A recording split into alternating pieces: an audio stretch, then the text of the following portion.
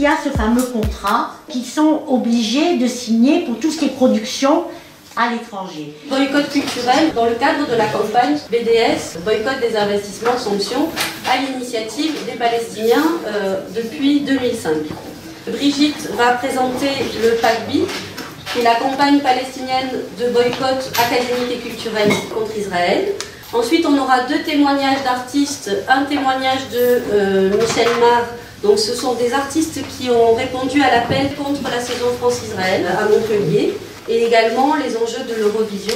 Donc ça va durer à peu près 1 heure et ensuite on pourra entamer le débat. Ce débat, il a 2 ans d'histoire. Ça fait 2 ans qu'on attend pour avoir sur la ville de Montpellier un débat ouvert sur la question du boycott culturel. On aurait aimé qu'il y ait ce soir pas mal de gens qui ne sont pas forcément convaincus par la question du boycott culturel. Bon, peut-être on le verra dans le débat, mais cette tâche délicate d'essayer d'expliquer ce que sont les directives du PACBI. Donc vous allez souvent m'entendre dire PACBI, ça veut dire le boycott académique et culturel de l'État d'Israël. Dans le cadre de la campagne BDS, donc de la campagne boycott des investissements sanctions de l'État d'Israël, boycott de tous les produits, des investissements de tous les contrats et sanctions à la Cour pénale internationale, tant qu'Israël ne respectera pas les conventions internationales. Avec 3 revendications qui sont d'actualité de jour en jour. La fin de l'occupation de la Cisjordanie, de Jérusalem-Est, la question de la bande de Gaza. Vous avez entendu, je pense, aujourd'hui, 25 morts à Gaza, je ne sais combien de blessés encore, à la veille de l'ouverture de l'Eurovision, le 14 mai, à Tel Aviv.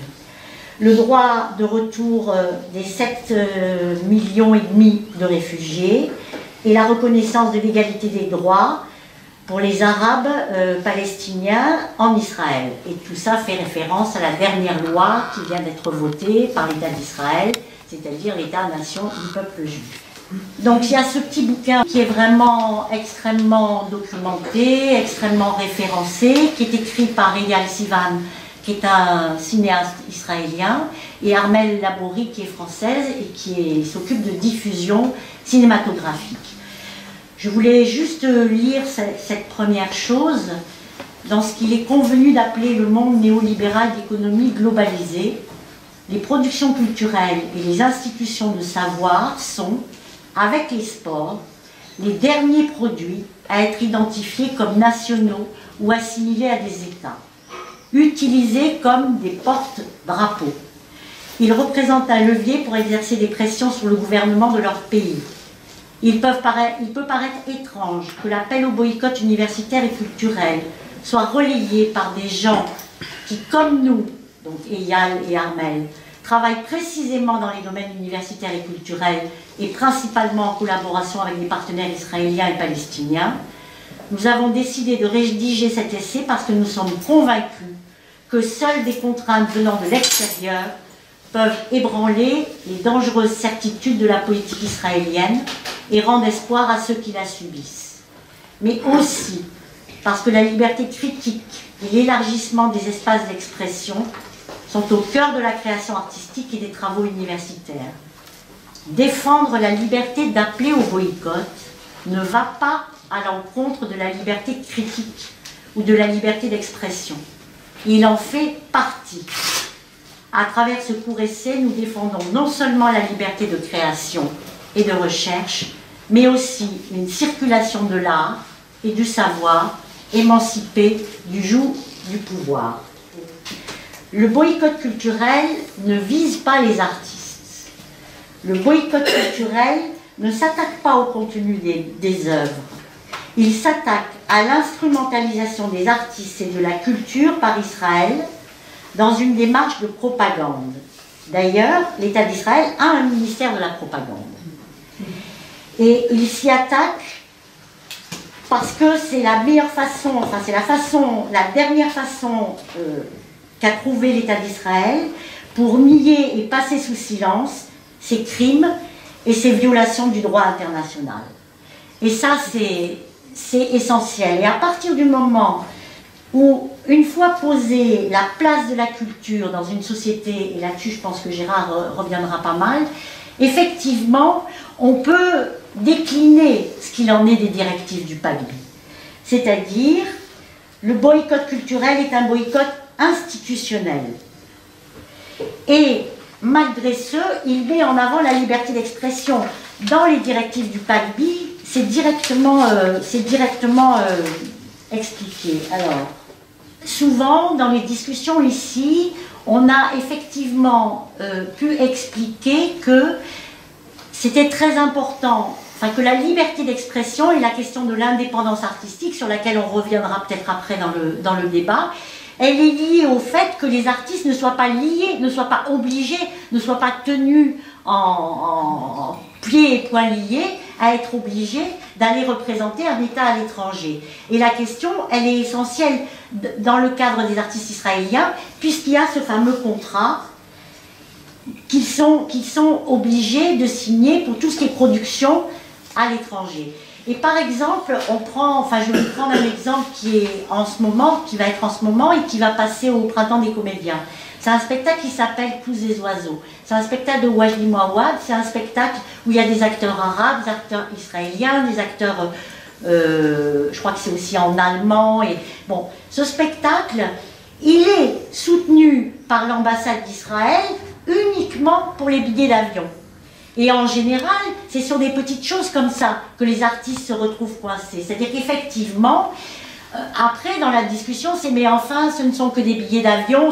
Sauf que ça permet après à l'État d'Israël de dire, vous voyez bien que nous sommes très libéraux, puisque nous permettons la critique de notre État, puisque nous subventionnons des spectacles qui peuvent aller à l'étranger, qui nous critiquent, et donc voilà quoi.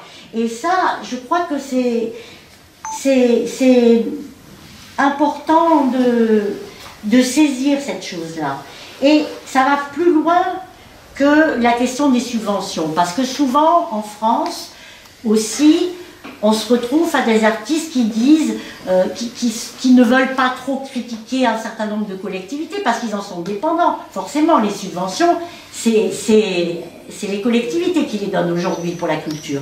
Mais là, ça va beaucoup plus loin sur l'État d'Israël. C'est quand même fou ce qui se passe en ce moment à Gaza, c'est quand même fou les dernières décisions, ce qui se passe dans les colonies, ce qui se passe avec la dernière loi qui vient de sortir, ça va beaucoup plus loin, c'est beaucoup plus important.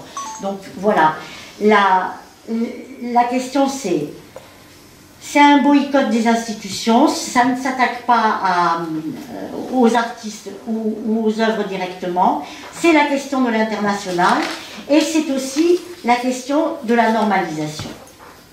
C'est-à-dire que très souvent, il y a des acteurs qui peuvent dire « mais ce spectacle, il est critique de l'État d'Israël ». C'était l'exemple, par exemple, de We Love Arab. Mais est-ce qu'on peut être lucide sur la valeur critique des œuvres exportées, labellisées et soutenues par le ministère de la Culture israélien? Nous pensons que dans la mesure où ces œuvres sont labellisées, conformes à la censure d'État, elles perdent leur qualité d'œuvre artistique. Et ça, c'est une question essentielle. Pour devenir un produit marchand, un produit culturel et avant tout un instrument de la propagande. Ce qu'on appelle, et on le retrouve dans ce livre, la hasbara, c'est-à-dire l'explication, la propagande israélienne. Encore plus quand c'est, comme dans le cas de We Love Arab, quand son contenu prétend critiquer la politique israélienne en présentant des choses comme des dilemmes humains si difficiles. Mais ça veut dire qu'on met sur le même plan un État, enfin un peuple qui est colonisé et un État qui est colonisateur. Et ça, c'est impossible de faire cette égalité-là, de mettre les choses sur le même plan. Donc voilà, c'est des choses importantes sur lesquelles j'espère qu'on pourra revenir après. Le boycott culturel est le seul moyen de redonner à l'art toute sa puissance subversive et la liberté de création. Le boycott culturel soutient concrètement les artistes qui s'opposent au gouvernement israélien et il défend leur liberté d'expression en s'opposant à la censure d'État qui va bien au-delà d'une dépendance aux subventions. Il y a 200 organisations qui ont réussi à s'unir pour mettre en place cette campagne sur le modèle de la campagne de l'Afrique du Sud, contre l'apartheid en Afrique du Sud. Et c'est une campagne non violente, justement, de la société civile pour répondre en fait à l'inertie de nos gouvernements qui ne font rien et au pire même qui soutiennent la politique génocidaire d'Israël. Et donc c'est pour ça que on n'a absolument rien contre les artistes, on n'a absolument rien contre les œuvres qui sont présentées, mais à partir du moment où ces artistes-là ont signé ce contrat, ils rentrent dans la campagne de boycott, et nous, à partir du moment où on a accepté de soutenir le BDS en Israël, à ce moment-là, on lutte contre la représentation culturelle. Ce qui nous guide finalement, c'est les Palestiniens, c'est-à-dire c'est l'appel du BDS qui est palestinien et le PACBI qui est aussi un appel des universitaires, des artistes palestiniens. Et c'est en lien permanent avec eux que toutes les campagnes sont menées dans tous les pays où il y a le BDS. Parce qu'aujourd'hui, le BDS, il est vraiment dans beaucoup de pays. C'est vraiment une campagne internationale. On va vous présenter le témoignage de Michel Mar. L'appel des 36 artistes dont à aucun moment la presse montpelliéraine n'a fait écho. De la même façon que la rencontre de ce soir dans la presse. Je suis Michel Mar. Alors, ça fait très longtemps que je suis sensibilisé au problème palestinien, à la situation. Toute une série d'artistes absolument connus, reconnus, absolument influents, crédibles, dont on va couvrir les spectacles, annoncer les spectacles, et là, dans ce cas-là, ils prennent cette responsabilité qui pour certains n'est pas mince parce qu'ils dépendent eux aussi des subventions avec ce que ça peut signifier de s'opposer à Montpellier par exemple. Bon, eh bien dans ce cas, non, on n'en fait pas mention du tout. Enfin c'est censure absolue. Ça m'a, je suis resté absolument stupéfait. C'était vraiment bon. Marina. Bonsoir, donc moi je suis Marina Gilabert, je suis issue du milieu de la danse, donc voilà, du milieu du spectacle, et puis maintenant je me tourne plus vers l'enseignement, la transmission de la danse. Je suis une des signataires de l'appel des 36 artistes contre la saison France-Israël. Et là j'ai signé aussi, parce que je considère que ça rentre dans le même cadre, la tribune des artistes et travailleurs culturels contre la tenue de l'Eurovision à Tel Aviv. Voilà, donc j'ai signé l'appel et cette tribune en tant qu'artiste, mais c'est aussi juste un acte citoyen de moi-même. Alors j'ai rejoint il y a peu de temps le comité, j'ai rejoint BDS. Mais je vais plutôt vous témoigner de ma démarche personnelle de boycott culturel. Donc, en tant que danseuse, bien sûr, je suis particulièrement sensible aux questions artistiques et culturelles. Et je suis aussi franco-argentine. Donc je porte un intérêt vraiment particulier aux questions de colonialisme, d'autodétermination et autonomie des peuples, de conquête, qu'en Amérique latine, ce qui se passe en Israël, nous on appelait ça la conquête, c'était los conquistadores, les conquistadors, je ne sais pas comment on dit en français. Et ça c'est le versant sanglant de la colonisation, et puis il y a l'occupation des territoires qui se fait aussi par la culture. Ça c'est le versant joli de la colonisation.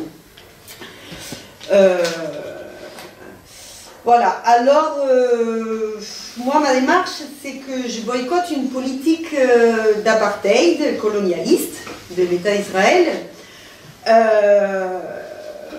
que le boycott c'est une action, c'est une façon d'agir concrètement, et donc pour boycotter je choisis de ne pas consommer certains produits, donc des produits des entreprises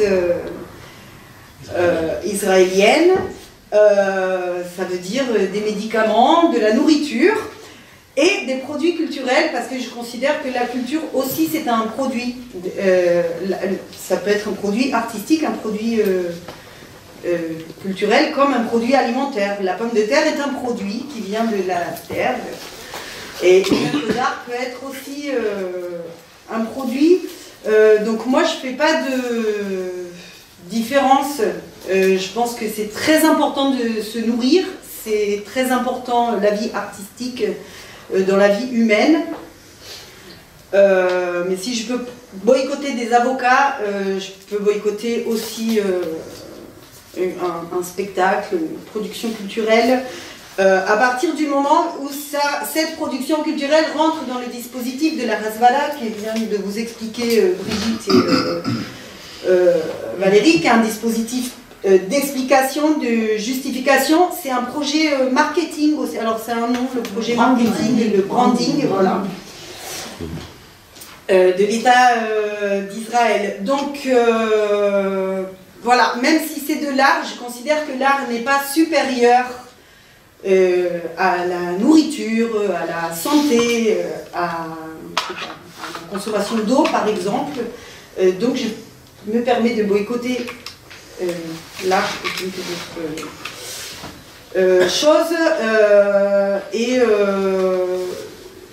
c'est pareil, alors je boycotte pas, c'est pas le contenu du spectacle par exemple, ou c'est pas la qualité du spectacle, de la même façon que si je vais pas acheter des avocats israéliens, c'est pas parce qu'ils sont pas bons au goût, ou j'ai rien contre les avocats, c'est contre une certaine politique, la politique de l'entreprise. Donc de la même façon je vais boycotter un spectacle parce que c'est signé avec la Hasbara. Un contrat avec l'État d'Israël, c'est politique. Voilà, c'est une manière d'agir politiquement, direct. À partir du moment où c'est financé par l'État d'Israël, c'est une action politique.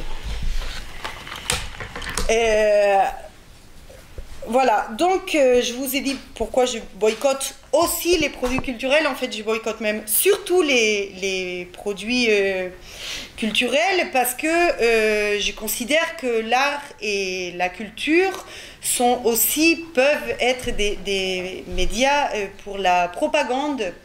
C'est-à-dire que si je boycotte, je décide de ne pas manger des avocats qui proviennent d'Israël, c'est un boycott économique, politique bien sûr, mais principalement économique. Si je boycotte un spectacle qui sert à la propagande, c'est vraiment idéologique, quoi.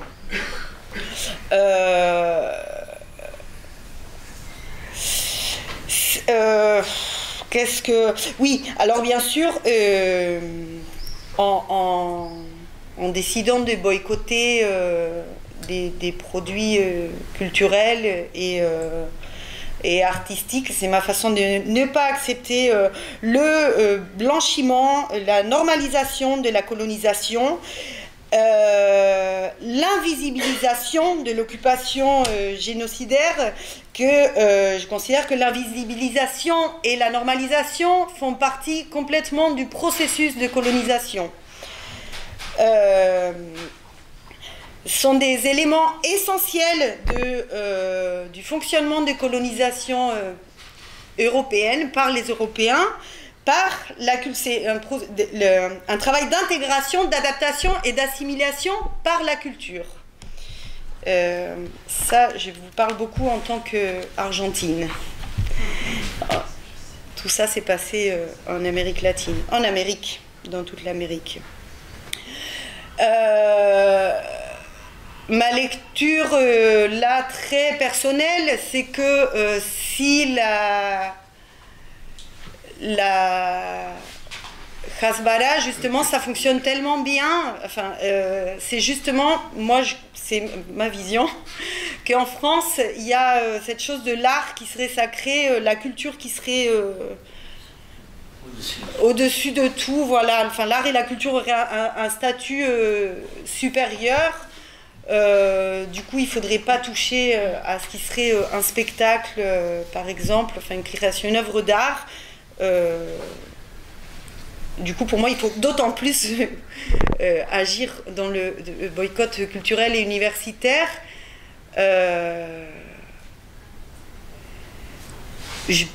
Ma vision à moi est que l'art est indispensable à l'humanité, la nourriture aussi, donc on peut boycotter des avocats, on peut boycotter aussi des œuvres d'art.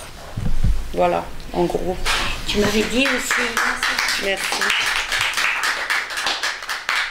Tout à l'heure, tu m'as dit dans notre discussion que tu avais fait partie du mouvement des intermittents. Ah oui, alors, ouais, j'ai fait un petit lien rapidement. Il y a quelques années, j'ai participé aux luttes des intermittents, c'est-à-dire qu'on a bloqué des spectacles, il y a eu des grèves, etc.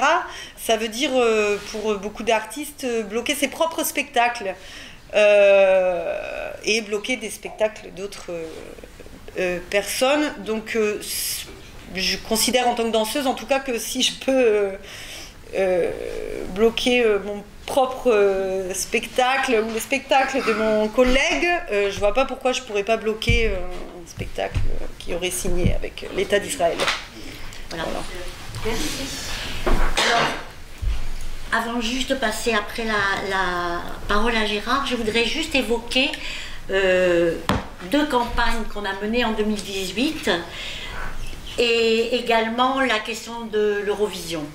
Donc sur les 2 campagnes qu'on a menées en 2018, il y avait une campagne contre le spectacle We Love Arab qui était donc au théâtre Jean Villard à La Paillade.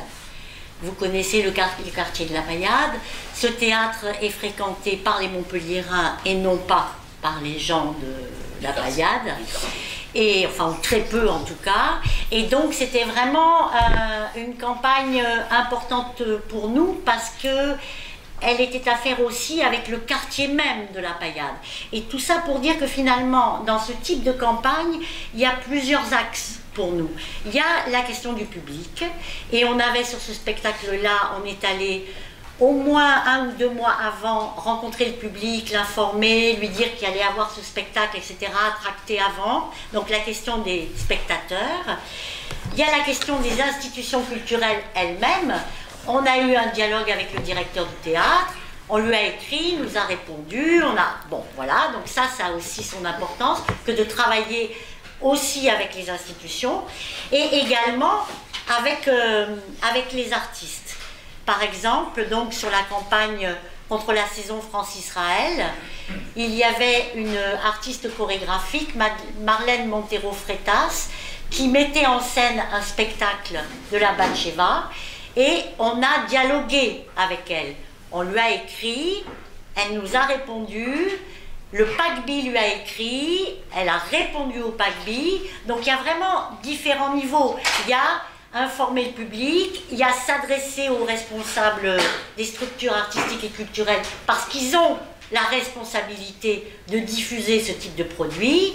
Il y a également, par moment, travailler avec certains artistes, peut-être pas tous les artistes, mais certains artistes, puisque par exemple Marlène Montero-Freitas avait une réputation d'artiste anticolonialiste.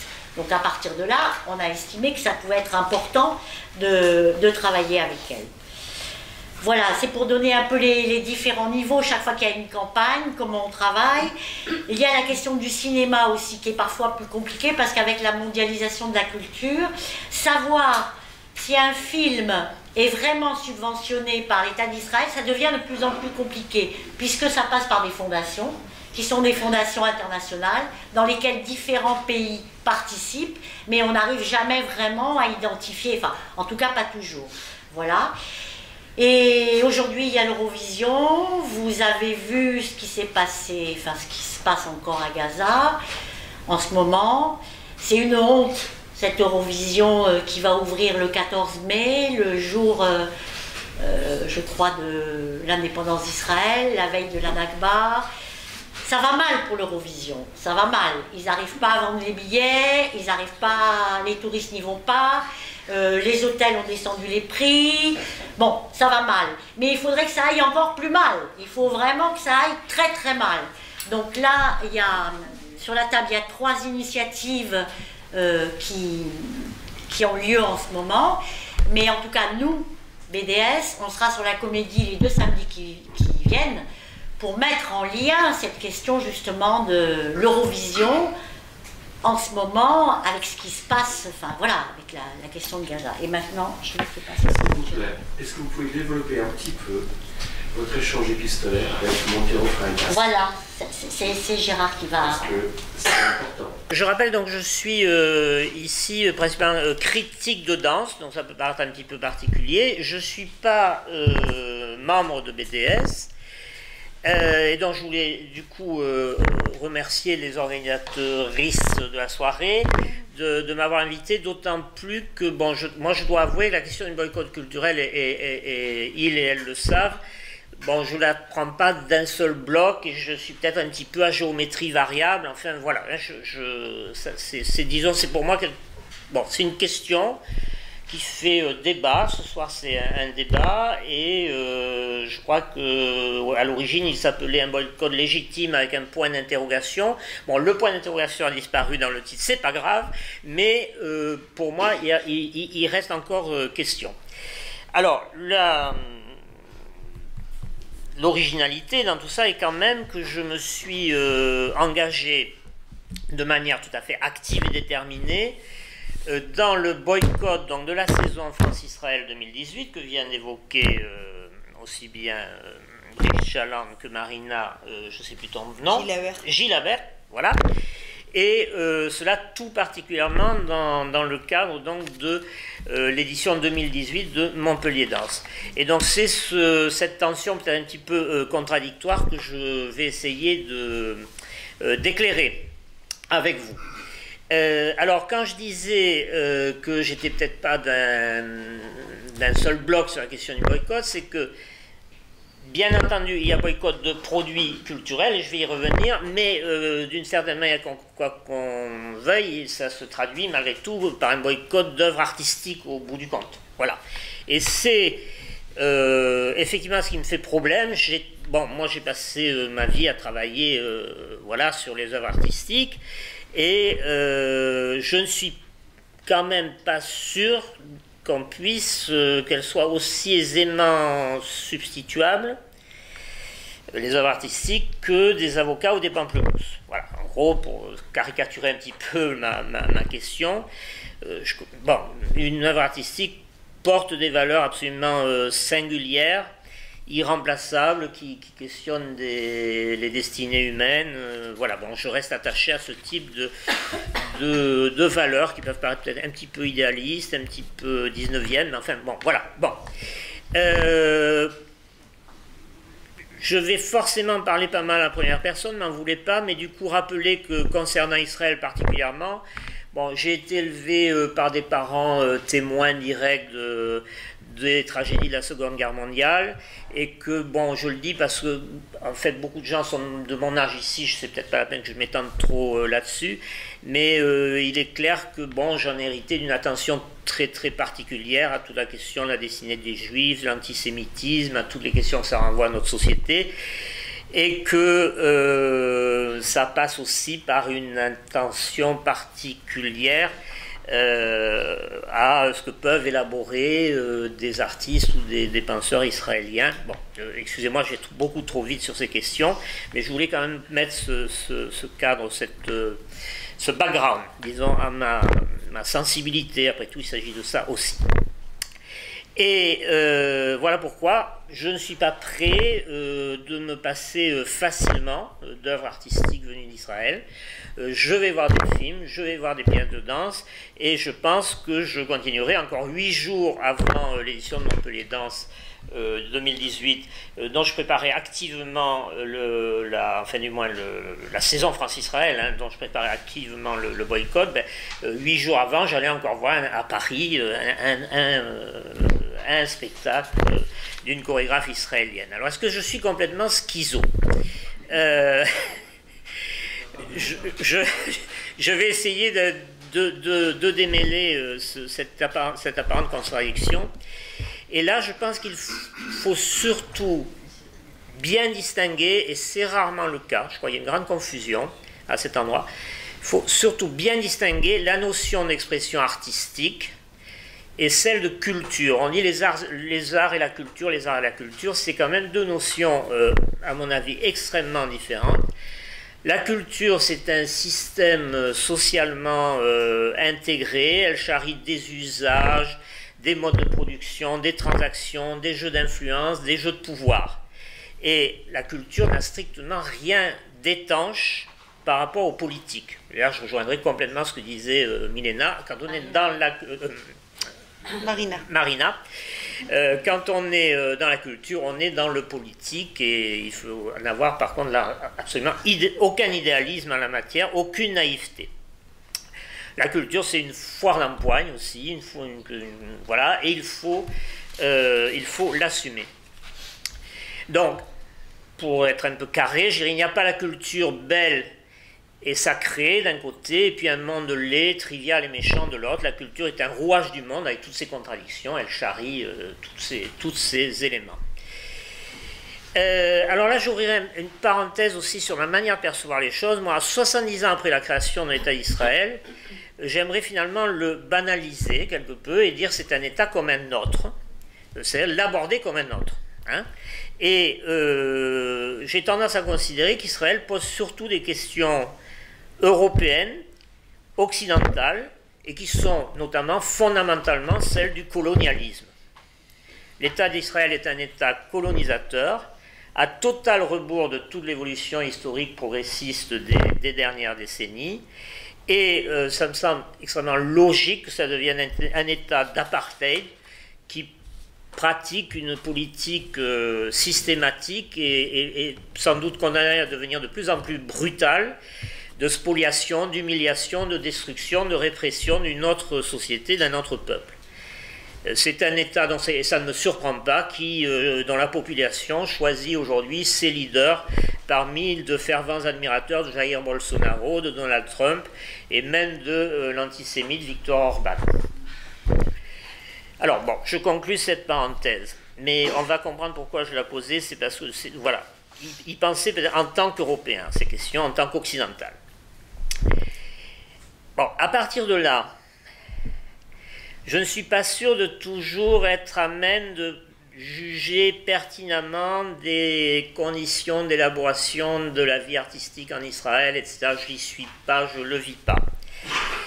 Et comme je le disais tout à l'heure, a priori, je reste plutôt bienveillant à l'égard de toute œuvre d'art, enfin à l'écoute, et pourquoi pas du coup d'une œuvre d'art, évidemment, d'un artiste israélien. On a bien dit de toute manière que le boycott ne s'attaque pas aux œuvres, ni aux artistes. Michel Mar l'a dit, et ça a été très bien dit aussi en introduction.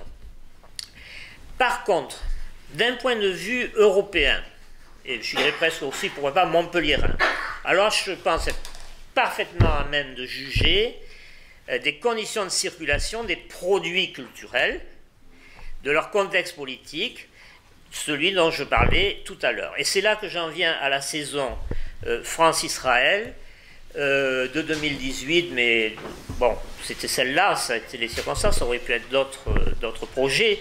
Et monumentalement, il s'agissait évidemment d'une opération de propagande donnant un vernis d'ouverture, de créativité, qui serait le standard de la société israélienne conforme aux prérequis européens dans la matière. Bon, c'est cette politique de Hasbara qui a été bien haut de branding, qui vise à nous faire percevoir une société tout à fait aimable, intéressante, pleine de vitalité, et qu'on ne peut qu'accueillir à bras ouverts en oubliant tout le reste. Bon, je peux rappeler que c'est une manifestation qui a été directement inaugurée par Benjamin Netanyahou. Rappeler qu'on était en plein dans les répressions insensées tout de même des marches du retour à Gaza, avec des massacres réitérés chaque semaine, avec alors je ne sais plus, c'est le total final de 118 morts, plus finalement, hein, c'était peut-être à un moment donné, plus de 200, pardon, et plus de 15 000 blessés. Bon, coïncidence tragique, mais pas que coïncidence. Voilà. Alors, là, une manifestation comme la saison France-Israël, du côté israélien, est organisée par tout un comité, comme ça serait du côté français, comme c'est également du côté français. mais où on trouve par exemple très directement le ministère des Affaires stratégiques, ça ne veut pas rien dire quand on est l'État israélien, le ministère des Affaires de Jérusalem, ce qui ne veut pas rien dire quand on est l'État israélien, donc parmi ces entités directement organisatrices de l'événement.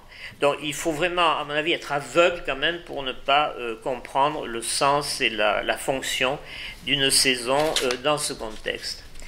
Les saisons, vous savez, il y en a 3-4 par an, hein, les saisons France-Corée, France-Chili, France, tout, c'est très régulier, donc ce sont des opérations diplomatiques, et là c'est là qu'on voit à quel point la culture sert, est un outil des échanges diplomatiques, des jeux d'influence, des rayonnements, l'ouverture des marchés, etc. Et elle consiste, alors pour les programmateurs, en France en règle générale, ça veut dire quoi? On invite à une plateforme dans le pays, qui est très bien faite, en 3-4 jours on voit tout ce qu'il y a de plus intéressant à voir de la part des artistes du pays, on voit 4-5 spectacles chaque jour, et puis après les transports des artistes lorsqu'ils vont venir en tournée dans le cadre de la saison, les hébergements et tout sont pris en charge par les États, alors c'est tout bête, les programmateurs ne se posent pas forcément beaucoup de questions, et voilà, et tout d'un coup on va voir plein de spectacles de Finlande, ou une autre année de Corée, une autre année, voilà. Mais à Montpellier, pour ce qui est de la saison France-Israël, là, je reviens, alors je dis parler de le voir en européen, là, je le vois en montpelliérain. À Montpellier, c'était vraiment tout autre chose que ce que je viens de décrire qui se mettait en place.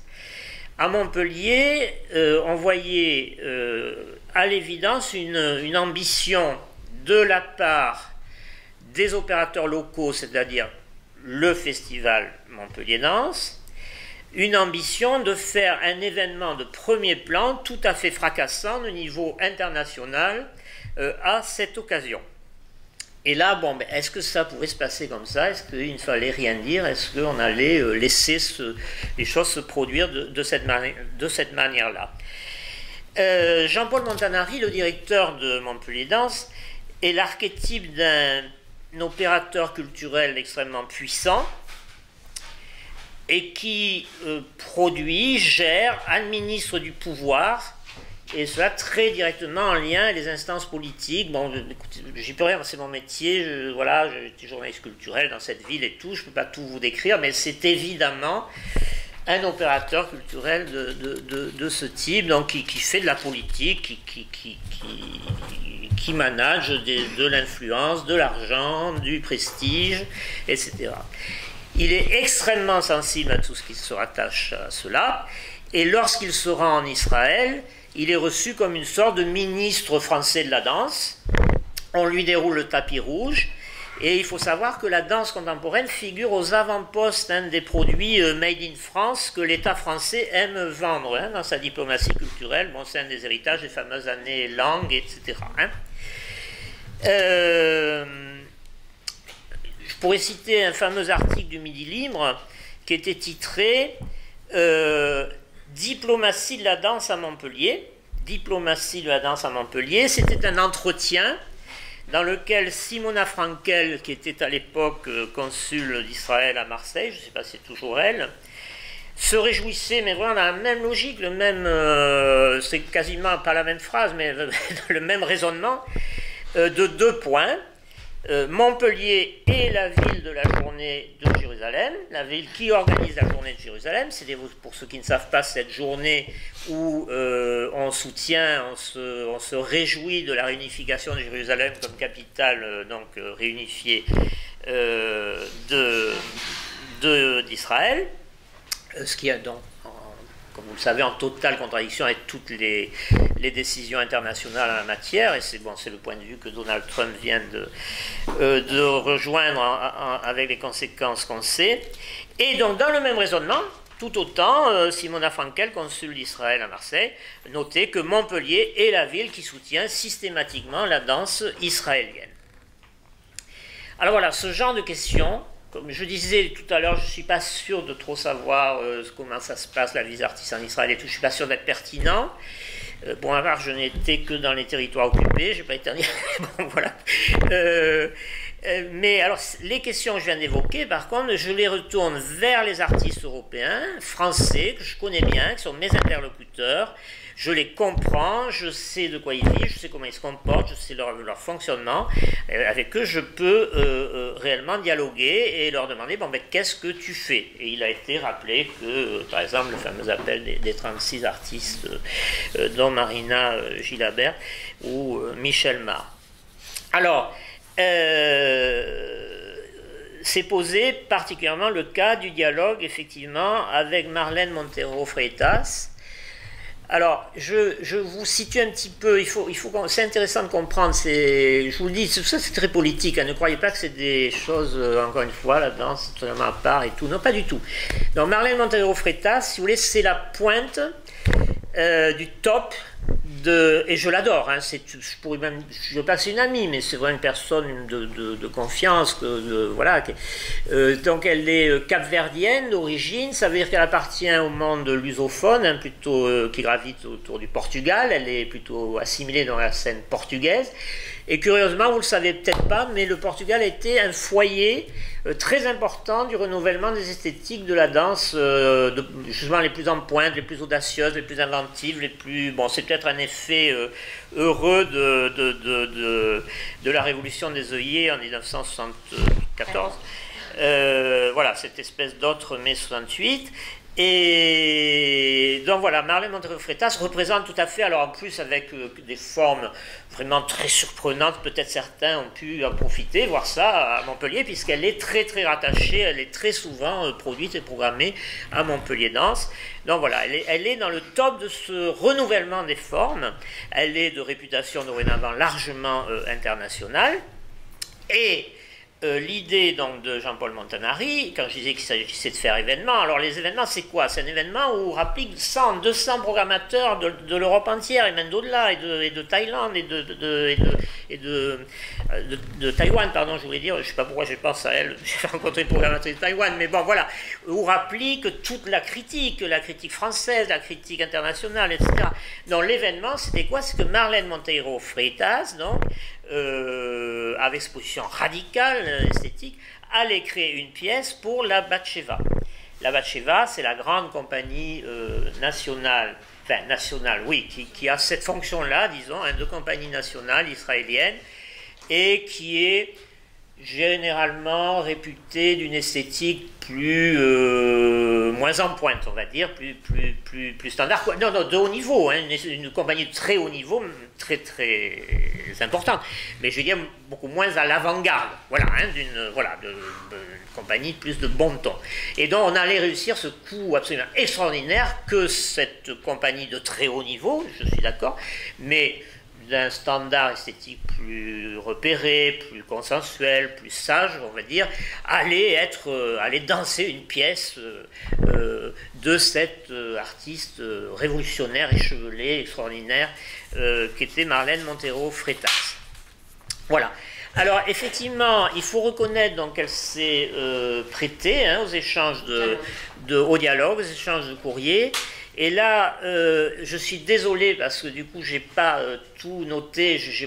Bon, je suis déjà trop long, je vous rassure, je m'approche de la fin. Mais moi, ce que j'ai compris, quand même, ce que je relève de ce que cette artiste nous dit, c'est par exemple cette phrase, parlant des artistes de la Batsheva avec lesquels elle travaille à ce moment-là. Je crois que ces artistes sont très conscients du problème palestinien, et qui peuvent jouer un rôle dans l'établissement de ponts avec vous. Ah oui, c'est un courrier qu'elle adresse au PACBI, donc à un interlocuteur israélien qui est d'ailleurs lui-même danseur, hein, qui lui a écrit.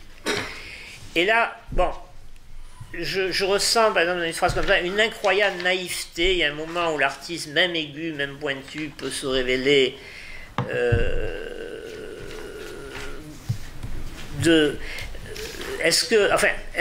croit-on vraiment que les artistes israéliens sont capables de faire, ont même les moyens de faire, ont envie de faire, le courage de faire, de créer des ruptures essentielles quand ils sont à la Batsheva, dans cette compagnie, dans un contexte de société militarisée, dirigée à l'extrême droite, tel que celui dans lequel ils sont. Excusez-moi, je vais peut-être... Intellectuellement, c'est un peu limite ce que je vais dire, mais quand je vois qu'il faut 5 mois en France pour que des artistes finissent par signer un appel de soutien aux Gilets jaunes, ça donne quand même, ça laisse songeur quoi, quant à cette capacité. Alors, c'est dommage, il faudrait le développer beaucoup plus, mais je connais ce monde-là, je connais la Batcheva, je l'ai vu maintes fois, j'ai fait des interviews avec son directeur, j'ai en conférence de presse, etc. Bien naturellement, voilà, ce sont des artistes qui ont sûrement une conscience. Je pense pas qu'ils soient. Je pense qu'effectivement, une bonne part sont plutôt pour la paix, plutôt proche du temps de la paix qu'autre chose, mais que. À part ça, je ne vois absolument pas que la Batcheva soit une force d'opposition et de résistance significative en Israël, sans parler de tout ce qui a été dit tout à l'heure, que de fait, de toute façon, et là tous les textes du ministère israélien le disent, ils sont très officiellement vitrines, représentants de l'État d'Israël lorsqu'ils tournent, et il y a des citations du ministère des Affaires étrangères qui disent que c'est l'une des meilleures vitrines, et c'est évident quoi, de l'État d'Israël. Donc, moi je ressens là le mythe des bonnes âmes qui œuvrent pour la paix, comme si la situation se posait voilà, entre deux forces guerrières qui seraient peu ou prou symétriques et que finalement, avec de la bonne volonté et tout, on va finir par parvenir à un armistice et que, bon, on a vu les accords d'Oslo, hein, comment ils se sont brisés, hein, et que devant cette situation, on a affaire encore une fois à une puissance coloniale surpuissante, écrasant un peuple en grande partie désarmé. Vraiment cette idée de symétrie où les bonnes âmes pleines de bonne volonté suffiraient à établir des ponts me paraît extrêmement naïf.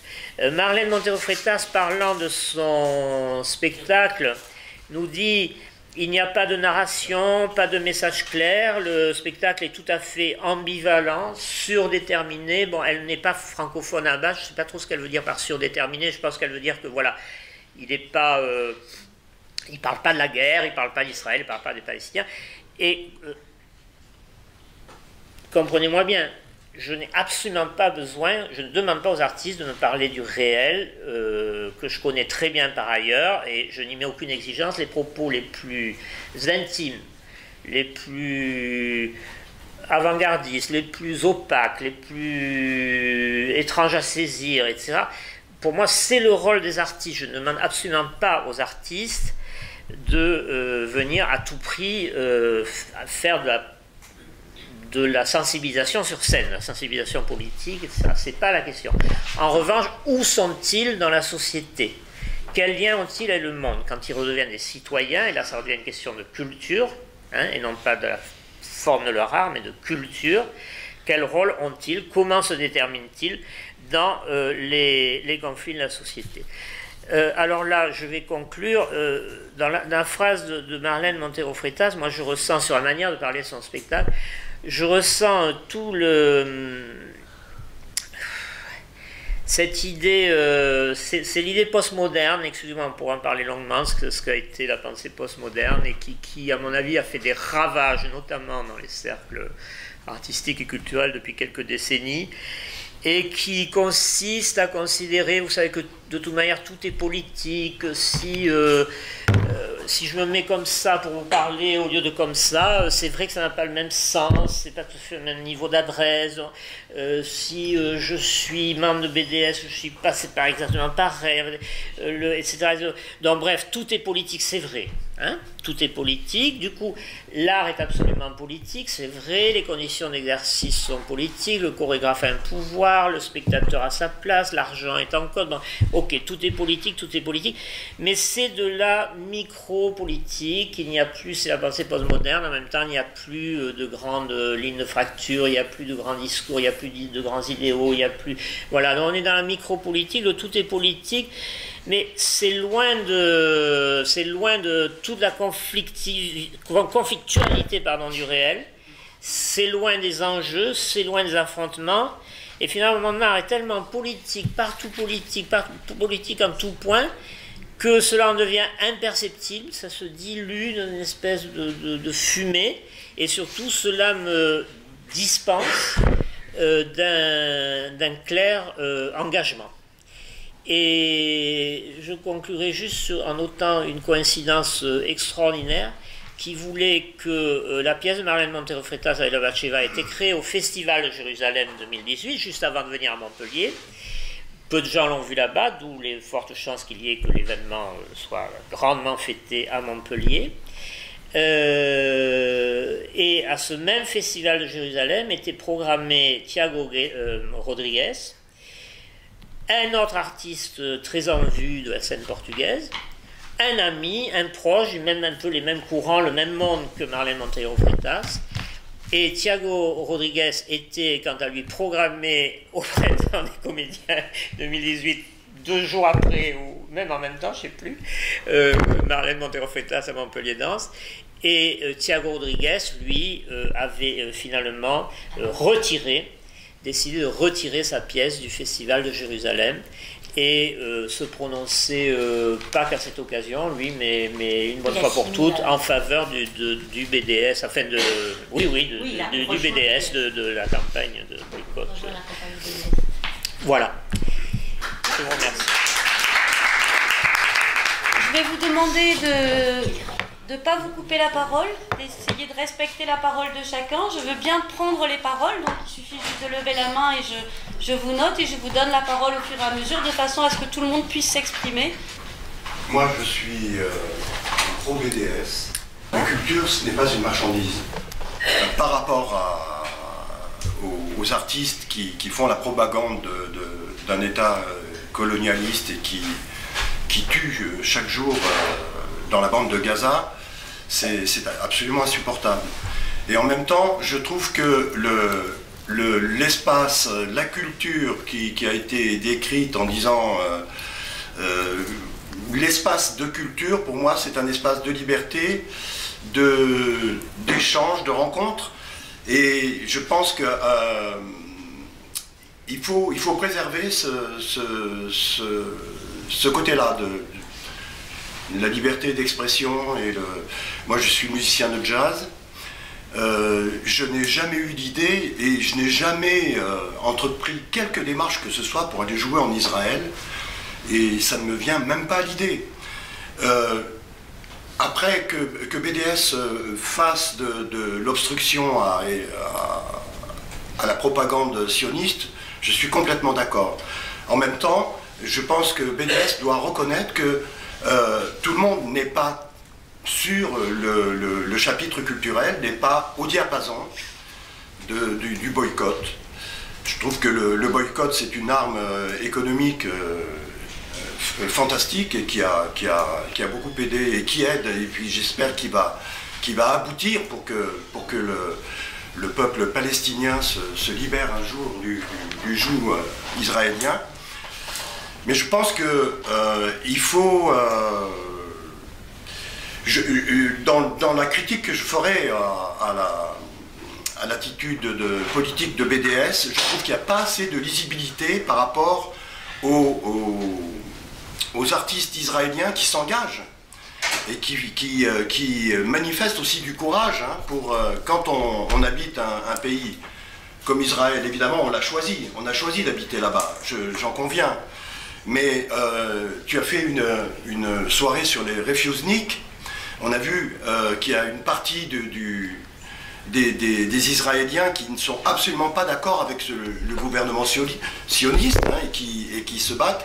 Et je trouve que dans votre démarche, et en tout cas quand vous faites de l'obstruction par rapport à Montpellier Danse ou We Love Arabs, c'est très légitime et en même temps n'apparaît pas suffisamment, je veux dire, le lien aussi avec les intellectuels et les progressistes en Israël.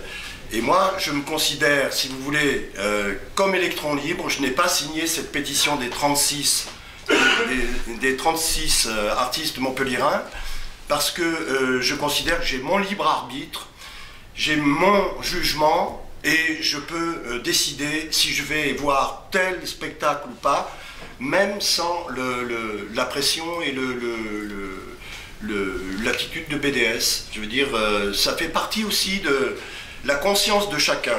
Et la culture est un lieu où les consciences s'émancipent. Et We Love Our Raps, je pense que c'est quand même la rencontre de deux individus, un vivant en Israël et l'autre peut-être palestinien vivant aussi en Israël. Je ne suis pas tout à fait au courant. Hein.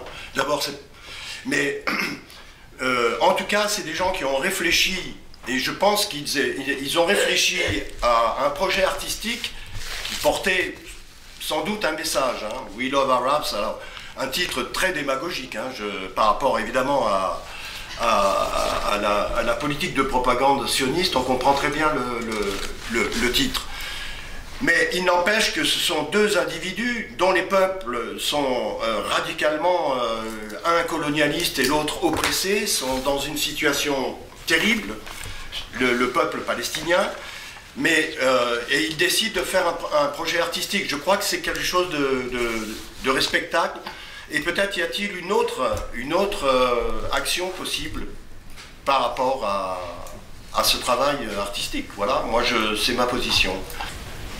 Pour moi, l'israélien est secondaire. Je compte le nombre de morts palestiniens et j'agis en fonction de ça. Mes choix, ils sont faits là. Souvent on parle justement des conséquences de ça sur les progressistes. Tu as parlé des progressistes, des refusniks, etc. Le mouvement de la paix, je sais qu'une époque, il a été le mouvement de la paix, d'ailleurs, il faut souligner, c'était pas un mouvement anticolonial, hein. C'était un mouvement de la paix. C'est-à-dire faisons la paix. Alors qu'il y en a un pays qui colonisait, qui faisait la guerre. Donc c'était pas égalité.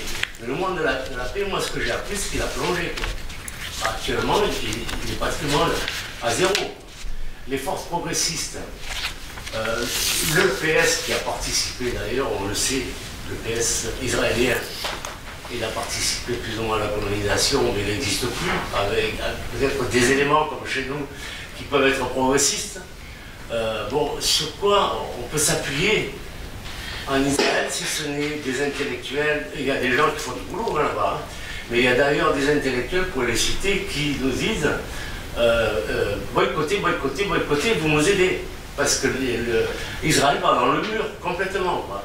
Actuellement, on aide, en boycottant, on aide. Alors, par rapport au boycott culturel, quel lien positif il peut y avoir avec le peuple israélien, dont les forces progressistes, entre guillemets, se manifestent plus. Et avec un gouvernement, comme tu l'as dit, d'extrême droite, pratiquement. Et la colonisation qui augmente tous les jours. Et l'état de Jude qui a été officialisé. Maintenant, c'est débordant, quoi, je veux dire. Et les morts, et les morts, et les morts. Est-ce que c'est pas la meilleure façon, ou la seule façon dont nous disposons, en dehors d'Israël, pour faire en sorte que les artistes, les producteurs d'art, à un moment donné, s'interrogent, je pense qu'ils s'interrogent, je pense qu'il y a des artistes progressistes en Israël qui se battent contre le pouvoir israélien, j'ai aucun doute là-dessus, mais que pour la grande masse des producteurs d'art, se positionnent et interpellent le pouvoir israélien sur qu'est-ce qui fait que votre politique nous interdit de nous exprimer. C'est pas BDS qui interdirait les artistes israéliens de s'exprimer, mais c'est bien l'État d'Israël qui les interdirait de s'exprimer ailleurs qu'en Israël. Il faut bien se rappeler, bien prendre conscience que BDS, à la base, c'est pas nous, en France ou aux États-Unis ou peu importe, parce que BDS c'est une campagne internationale. BDS, pardon, à la base, c'est palestinien, c'est les Palestiniens. Donc, qui mieux placé que eux-mêmes, que les Palestiniens,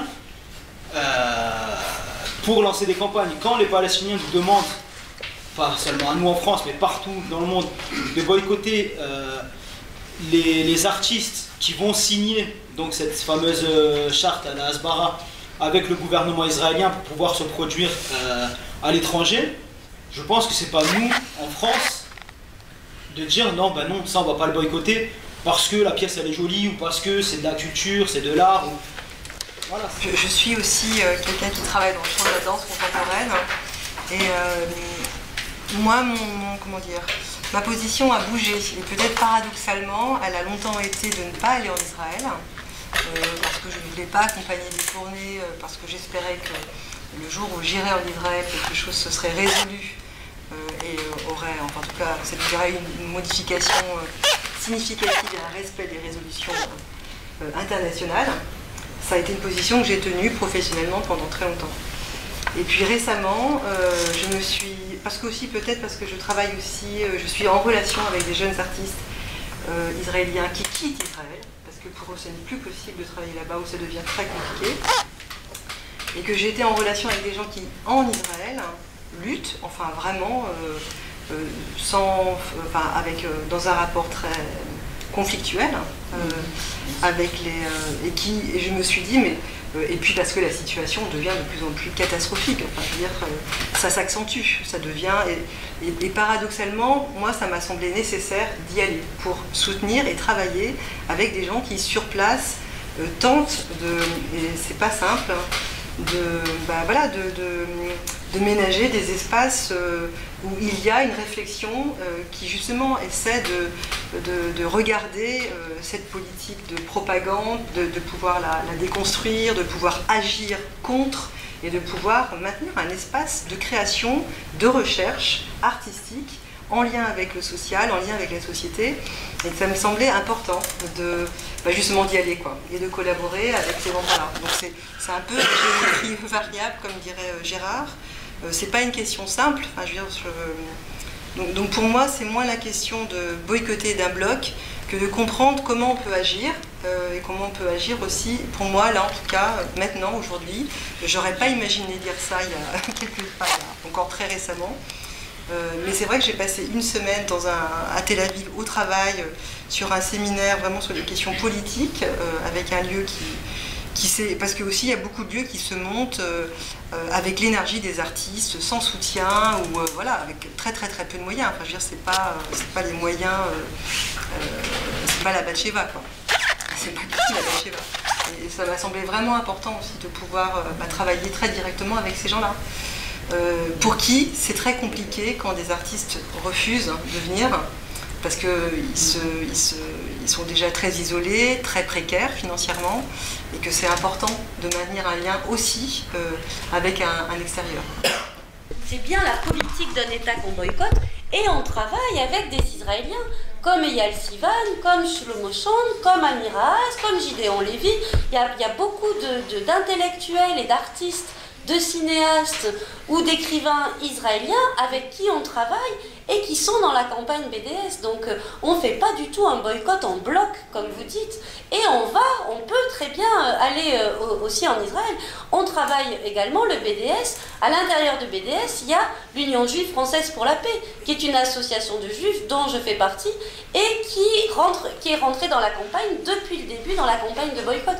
Si vous voulez, la campagne de boycott, c'est vraiment le même modèle que la campagne contre l'Afrique du Sud, contre l'apartheid en Afrique du Sud, où c'est l'arme qu'a trouvée la société civile pour essayer de faire entendre sa voix et essayer de trouver un moyen pour contrer cette politique israélienne qui peut agir à l'heure actuelle dans ses crimes, dans ses génocides, dans ses violations perpétuelles, que ce soit des résolutions de l'ONU ou des déclarations universelles des droits de l'homme, en toute impunité, sans qu'aucun gouvernement non seulement ne la critique, mais en plus la soutient. Donc c'est vraiment, c'est une arme en fait uniquement non violente, uniquement de la société civile, plus pour faire entendre sa voix que pour avoir un impact, que ce soit culturel ou économique, même si effectivement il y en a. Mais c'est vraiment, en premier lieu, et Eyal Sivan le dit vraiment, l'explique bien dans son livre, que c'est un moyen déjà pour faire entendre la voix des Palestiniens dans le monde qui est si peu entendue. Finalement, le boycott culturel clairement énoncé et dans effectivement ce que nous demande le PACBI, c'est peut-être le meilleur moyen pour une liberté d'expression des artistes israéliens aussi. Et c'est ça qui est très important, finalement. C'est ça qu'il faut voir. En fait, c'est que c'est le boycott culturel des produits labellisés. Bon, je ne vais pas revenir sur tout ça. C'est peut-être la porte et le soutien. Alors, Eyal Sivan, on vous le recommande, le dit, c'est un artiste israélien. C'est finalement par le boycott culturel qu'on soutient et qu'on repose la question de l'indépendance artistique, de la liberté d'expression et d'une création finalement libre et non dépendante. Voilà. Et après, j'avais envie juste de lire pour toi, Daniel, un court morceau du PACBI sur les projets visant à la normalisation. C'est-à-dire, on met sur un même pied d'égalité les artistes israéliens et les artistes palestiniens. Les activités, projets, événements et produits culturels impliquant des Palestiniens et ou d'autres Arabes d'une part et des Israéliens de l'autre, que ce soit ou multilatéralement, qui sont basés sur la fausse idée de symétrie, parité entre les oppresseurs et les opprimés, ou qui présument que tant que les colonisateurs que les colonisés sont responsables à part égale du conflit, sont des formes intellectuellement malhonnêtes et moralement répréhensibles de normalisation, et elles doivent être boycottées. Ça, c'est très très précis, c'est-à-dire comme si on pouvait mettre sur un même plan les deux situations. Voilà. C'est sur la normalisation. Effectivement, il y a de plus en plus d'artistes, enfin, en tout cas dans la danse, j'en connais plusieurs, qui font une sorte d'alliance à l'envers et qui décident de quitter Israël en disant, dans ces conditions, enfin dans cette société est trop obsédée dorénavant sur la pure question identitaire et de défense de soi et dans une optique militaire et ça totalement folle, que c'est plus possible. Un événement qui met en avant des pays, essaie d'avoir à tout prix d'avoir le prix de l'Eurovision à chaque année, donc et c'est très politique.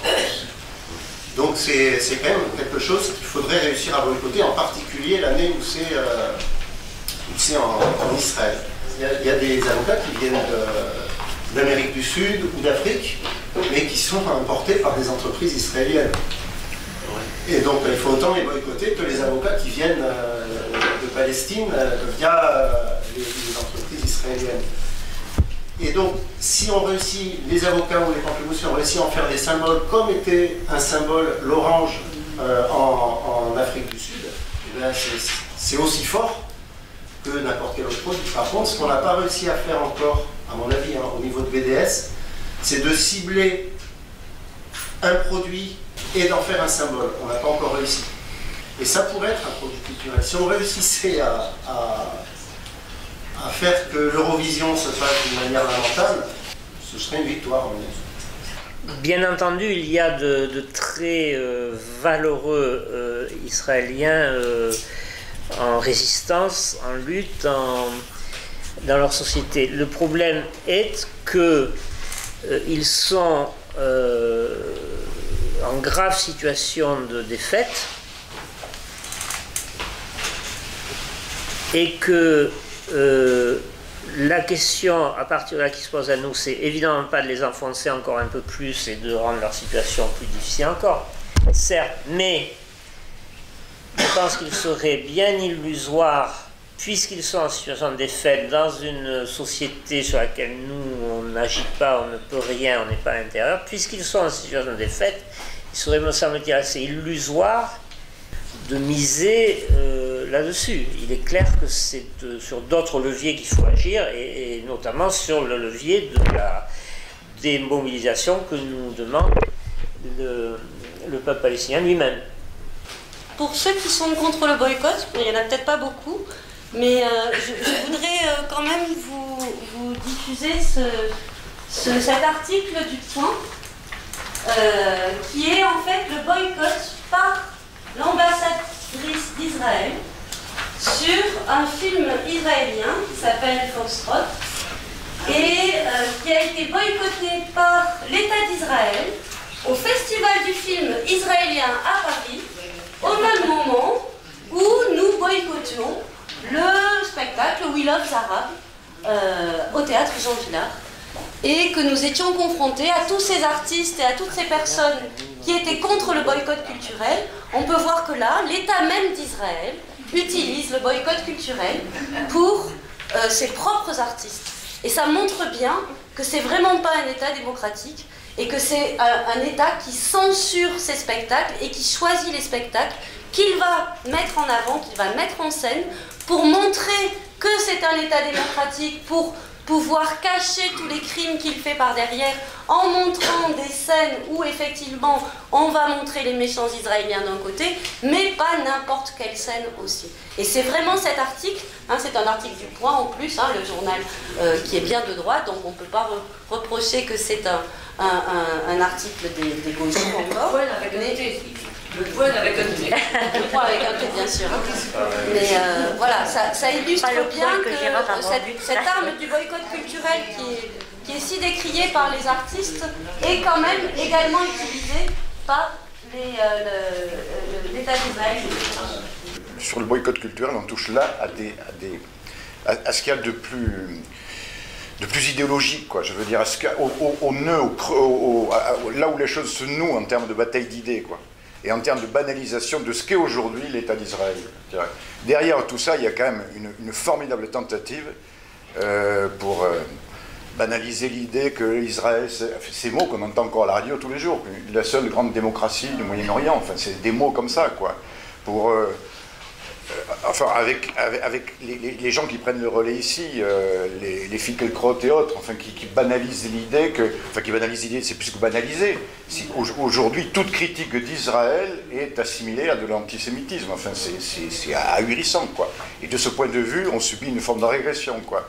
Et derrière le boycott culturel, derrière, il y a quelque chose qui nous gêne un peu, c'est ce qu'exprimait Daniel, c'est ce qu'on exprime.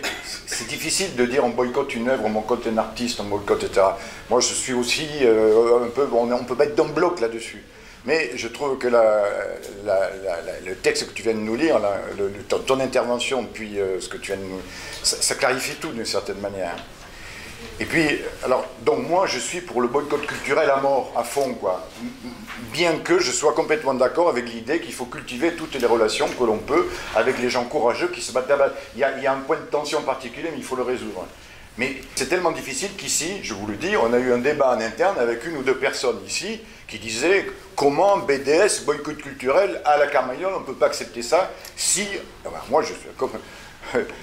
animateur, militant de la Carmagnole, non seulement je l'accepte, mais je milite pour, voilà. Et puis je crois que le mot de la fin, il a été dit par madame, le mot essentiel, il a été dit tout à l'heure par madame, c'est que tous ces débats, finalement, on les a, mais... Putain, je veux dire, on pourrait parler aussi de la manière dont la culture palestinienne est étouffée, complètement ignorée aujourd'hui. Et puis surtout, c'est une souffrance, je veux dire, ce peuple est le peuple martyr, complètement, quoi. Ces injustices qui s'accumulent journée après journée, 1000 morts palestiniens pour un mort israélien, enfin cette espèce d'arithmétique folle dans laquelle on nous habitue, on roquette des bombes. Je vais adhérer à BDS parce que je trouve que c'est bien. Combattre pour la Palestine, c'est combattre pour les peuples, tous les peuples opprimés. J'allais justement parler des Palestiniens parce qu'on n'en avait pas encore parlé. Et effectivement, je pense que c'est par ce boycott culturel que peut-être on va arriver à toucher cet État d'Israël.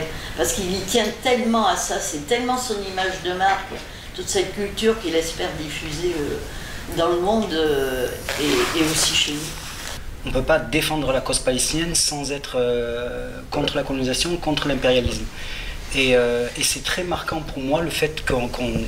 Bien sûr, il est question du boycott culturel israélien, mais qu'on n'ait pas abordé le sujet de la culture palestinienne. C'est eux qui savent. Maintenant, si on est contre la colonisation, si on est anti-impérialiste, contre le racisme, eh ben, on fait ce que les Palestiniens nous demandent. Ou bien on suit pas, c'est ce que je pense, hein. Ou alors on choisit une autre cause. Ça, c'est ce que je pense. Après, quand j'entends oui, mais boycotter les artistes, il y a des personnes qui n'ont pas compris qu'on s'en fiche de savoir ce qu'ils produisent. Dès lors où il y a le sceau de l'État israélien, il participe au blanchiment. Vous comprenez, le blanchiment de l'État israélien. C'est à ça qu'on s'oppose, au blanchiment. Et ce blanchiment-là, qu'est-ce qu'il permet? Il permet à l'État israélien de dire, regardez, nous on est un pays comme vous, l'Allemagne, on est un pays normal. On se normalise de cette manière-là. Sauf si je dis une bêtise, l'Afrique du Sud, elle a été interdite de participer pendant 30 ans à toute compétition internationale au foot. Ils ont réussi avec l'Afrique du Sud. Je veux dire, moi j'ai espoir, hein, comme tous mes camarades, sinon on ne serait pas là. On a autre chose à faire. Hein. Tout le monde a une vie. Hein. Nous, on est là, les samedis, on est là, on fait des actions, des réunions, c'est pas pour rien. On y croit. On y croit. Et ce qu'on vous demande, c'est de sortir de cette pensée eurocentrée et de commencer à vous dire qu'il y a les concernés, on va les écouter et on va suivre leurs revendications. C'est pas à nous de décider. Eh bien, écoutez, merci.